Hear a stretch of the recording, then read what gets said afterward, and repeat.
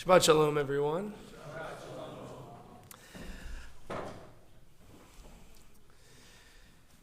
This week, as I was teaching our Wednesday Zoom IPRS class, I asked the group, to tackle a difficult decision made by Avraham in our Parsha. Namely, what would you do if you were Avraham and your wife, Sarah, told you to expel your firstborn son and the child's mother, his handmaiden Hagar? Furthermore, what would you do if Sarah was the one who concocted the plan to have Hagar have Abraham's child in the first place? The answers were, in fact, fascinating. Some kids said that they would just do what their wife told them to do. Smart kids, future husbands. Some said that they would put their foot down and refuse to allow Sarah to tell them what to do. Some of them said that they would try to strike a compromise, keeping the women and the children separate, but allowing Avraham to have time to interact with them both. And finally, one group said that what Sarah was asking her husband was so unfair that if they were Abraham, they would leave her, as she clearly doesn't have her husband's best interests at heart. Hearing that, I was shocked. Honestly, I felt he should have stood up to her in some way. Clearly, this relationship is toxic in some way.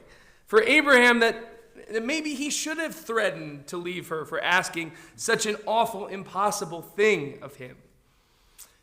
Of course, as our Parsha Vayera tells us, Avraham did not leave Sarah. He was distressed about Sarah's command to him, but did not stand up to her, and certainly did not leave her for what she asked of him.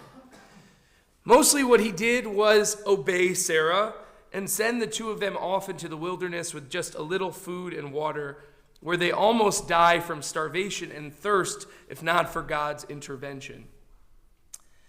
And yet, what really led Avraham to follow through with the plan was God reassuring him that it will be all right. Ishmael too will become a great nation and survive this ordeal. How did we get here? How did the promise of Avram's Lech Lecha journey to a new land and destiny end with essentially two sacrifices of his children? One through sending off, and one through potential slaughter. It feels as if everything positive that God promised went terribly wrong. Now, while our tradition usually focuses on these ordeals as divine tests of fealty, the question is, did Avraham pass? Sure, the promise was made, the covenant for future generations was sealed, but did he still fall short of the ideal wishes that God had for him? Namely, did God want more adherence to his commands, or was God hoping for something more? More pushback, more questions, more fight? Now, we may never know the answer for sure, but what God and angels say, based on what God and the angels say, it seems Avraham passed the test with flying colors. And yet, God never speaks to Avraham again in the Torah after he tries to go through with the sacrifice of Isaac. And I wonder why the last two tests of his faith have to do with his own children.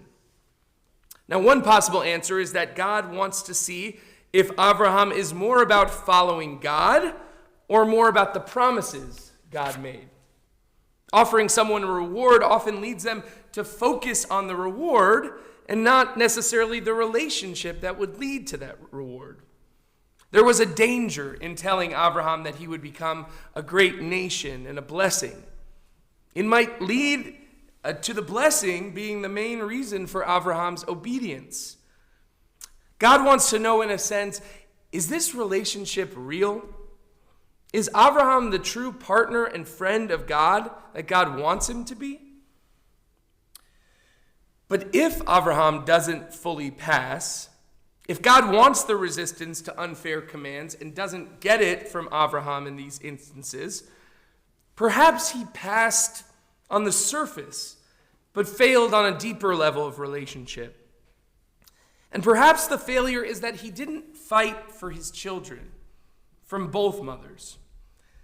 Not because of the promise of great nationhood, but simply because a father is supposed to care for his children. Children should not be the victim of adult dramas of cruelty, ego, or power. Children should never be bargaining chips in an adult battle of wills. Children should count on being protected and cared for as people, no matter what the adults are doing.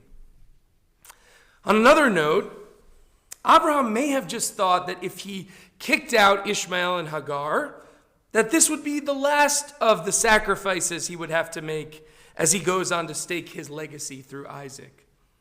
Perhaps he didn't like it, but when God gave him the permission, he was willing to make that sacrifice, hoping that there would not be any more to make. Of course, what he found was that if you are willing to compromise the safety of one of your family to uphold the safety of another member, both will ultimately be in danger. Abraham could not delude himself into imagining that one part of his family was less worthy of a good, safe life than the other. Once he makes a compromise for one to put them in danger, he opens the door to putting other parts of his family in danger. In this sense, we should really read Vayera in part as the tragedy of Abraham. The man whose obedience to God made him lose sight of the suffering of his family. The man who didn't realize in time that no part of his family, and indeed no part of humanity, is more important, more worthy of safety, justice, and happiness than any other. The illusion that he could just protect Isaac while abandoning Ishmael was shattered, as if God was trying to teach him through the command to kill his son a lesson that such separation doesn't work. As Dr. King famously said, we are caught in an inescapable network of mutuality, tied in a single garment of destiny. Whatever affects one directly affects all indirectly. Abraham learned this lesson the hard way. Isaac is not protected unless Ishmael is protected. Abraham and Sarah cannot thrive by sweeping aside another part of their extended family when it is inconvenient for them. How we treat the most vulnerable part of our society will always come back to us, no matter how much we imagine we are safe. And so, I kind of wish that Abraham would have done what one of our IPRS groups suggested. Put his foot down, not just to Sarah, but to God. Told them that causing the suffering of his child and his child's mother is beyond the pale. That causing Sarah's only son to be sacrificed is not a line he was willing to cross. He could have argued with God, as he did at Sodom and Amorah. Will the judge of all the earth not do justice? Why should that apply to strangers and not to his own family? And perhaps God would have applauded his resistance as he did in Sodom. Perhaps this would have led to a deeper relationship between Abraham and God, not just the promise of becoming a great nation later on, but experiencing a deeper, closer divine relationship in his own lifetime. As we continue to grow as humans and as Jews in a shared society of so many backgrounds and experiences, may we learn from Abraham's mistakes. May we draw the line at causing children suffering, at being fine with one group suffering if it means our own safety.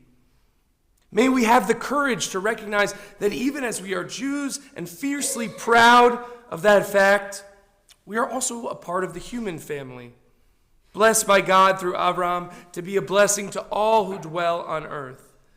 This is our mission in every generation. But we cannot fulfill it alone.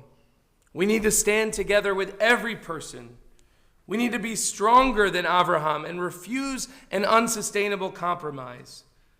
Rather, we must demand health, safety, and thriving for all people on earth. Because if they are not thriving, we will not thrive. May we remember that and do the hard work of sustaining our own community without forgetting that we thrive when everyone does. Shabbat Shalom.